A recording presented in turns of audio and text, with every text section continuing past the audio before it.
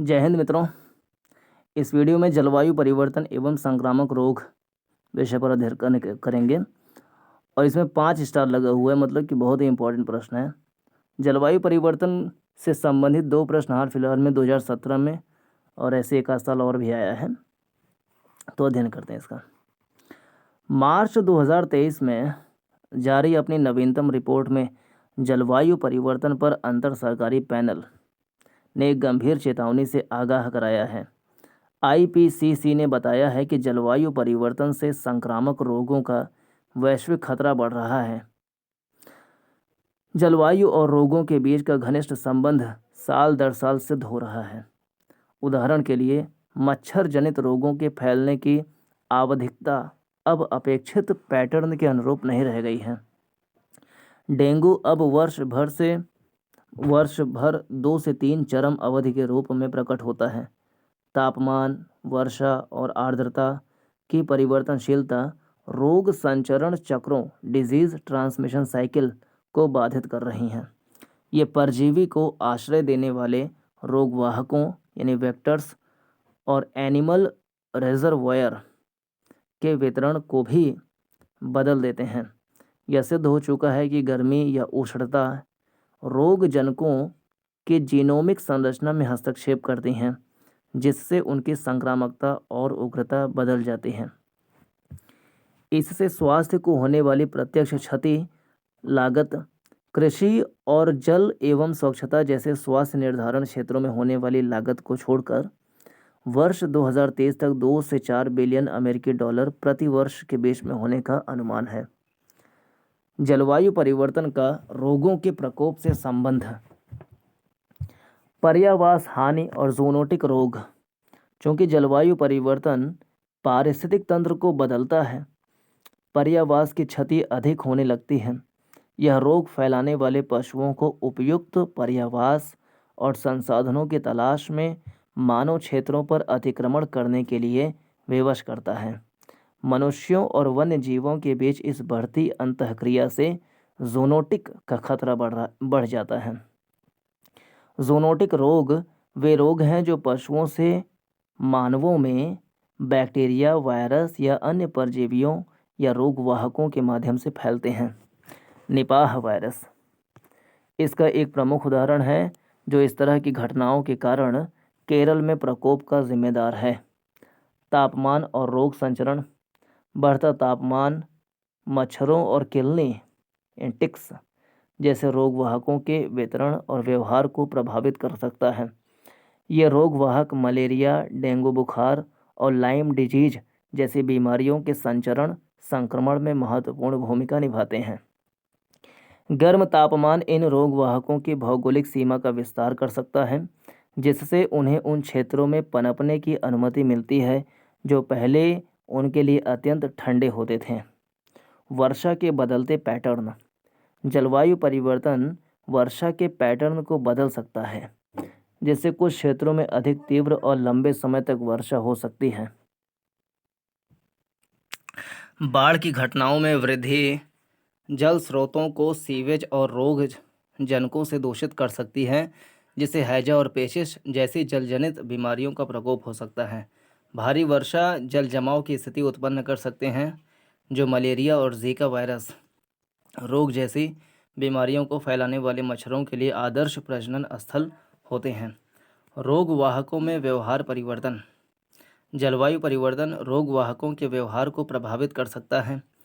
गर्म तापमान रोगवाहकों के भीतर रोगजनकों के विकास को तीव्र कर सकता है, जिससे उनकी ऊष्मायन अवधि इनकम्बेशन पीरियड कम हो जाती है और बीमारियों का तेज़ी से संचरण होता है।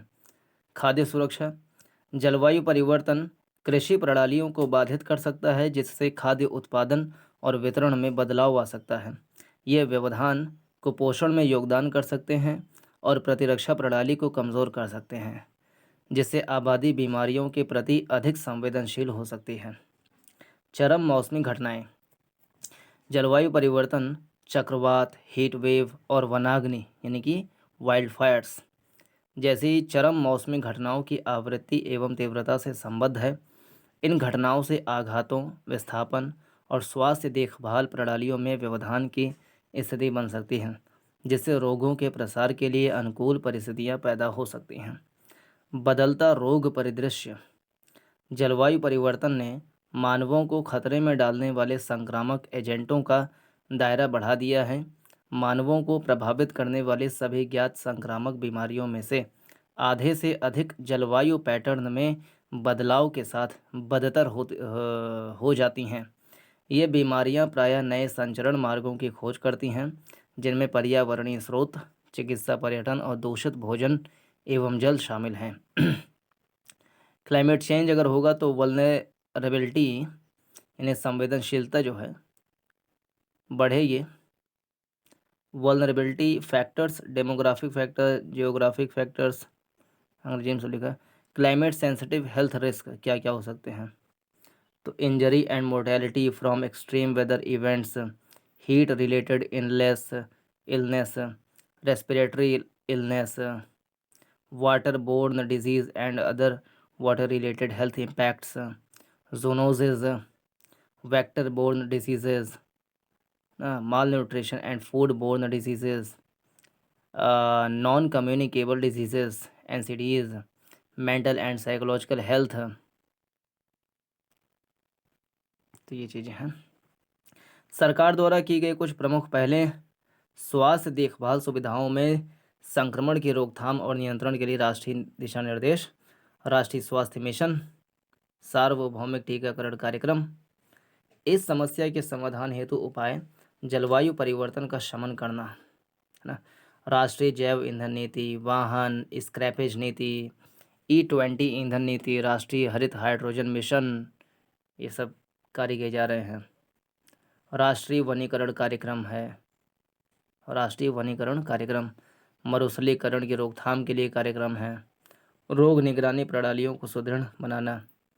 एकीकृत स्वास्थ्य सूचना प्लेटफॉर्म बनाए गए हैं। वन हेल्थ अप्रोच को अपनाया जाना चाहिए।